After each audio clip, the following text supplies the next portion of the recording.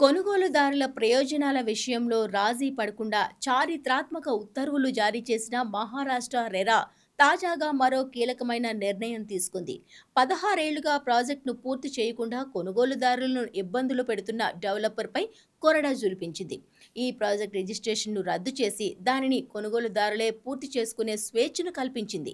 ఈ మేరకు చారిత్రాత్మక ఉత్తర్వులు జారీ చేసింది.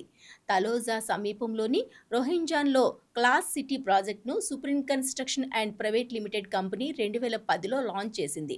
ఇందులో ఒక్కొక్కటి 34 అంతస్తుల చొప్పున 9 టవర్లు ఉన్నాయి. దీనిలో పలువురు అందులో ఫ్లాట్లు బుక్ చేసుకున్నారు.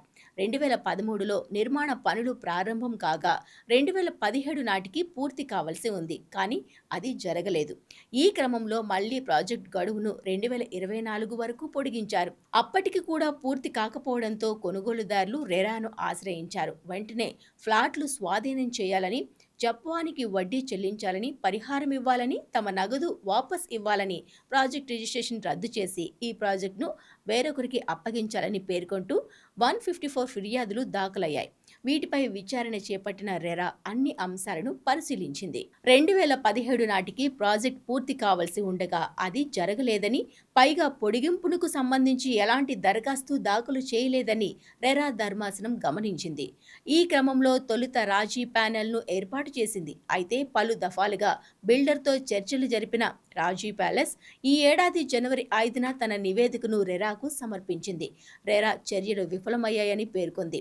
ప్రమోటర్ మహారెరా ఆదేశాలను సరిగా పాటించలేదని, ప్రాజెక్ట్ నిధులను మళ్లించారని, ఆచరణ సాధ్యమైన పూర్తి ప్రణాళిక కూడా లేదని, అందుబాటులో ఉన్న ఎఫ్ఎస్ఐకి సంబంధించి పారదర్శకత కూడా లేదని ప్యానెల్ తన నివేదికలో పొందుపరిచింది. ఈ వివరాలన్నీ పరిశీలించిన ధర్మాసనం ఆ ప్రాజెక్ట్ రిజిస్ట్రేషన్ రద్దు చేసింది. ఆ ప్రాజెక్టును కొనుగోలుదారులే స్వయంగా లేదా మరో డెవలపర్కు అప్పగించడం ద్వారా పూర్తి చేసుకోవడానికి అనుమతినిచ్చింది. ఈ ప్రాజెక్ట్ పూర్తి కావడానికి గణనీయమైన నిధులు అవసరమని ప్యానెల్ గమనించింది. దీని ప్రకారం అధీకృత అసోసియేషన్ ఆఫ్ ఎలాటీస్ కోర్టు పర్యవేక్షణలో అమ్ముడుకుపోని యూనిట్ల అమ్మకం, ఎస్క్రో మెకానిజమ్స్, భూ యజమానుల హక్కుల రక్షణ, అదనపు ఎఫ్ఎస్ఐ లేదా చట్టబద్ధమైన ప్రయోజనాలను పొందడం వంటి ఉపశమనాల కోసం గౌరవనీయ హైకోర్టును సంప్రదించడానికి అనుమతించాలని సిఫార్సు చేసింది అని మహారెరా పేర్కొంది. ఇకపై ఈ ప్రాజెక్టులో డెవలపర్ కొత్తగా అమ్మకాలు చేపట్టడం లేదా మార్కెటింగ్ చేయడం వంటి వాటిని నిషేధించినట్టు స్పష్టం చేసింది.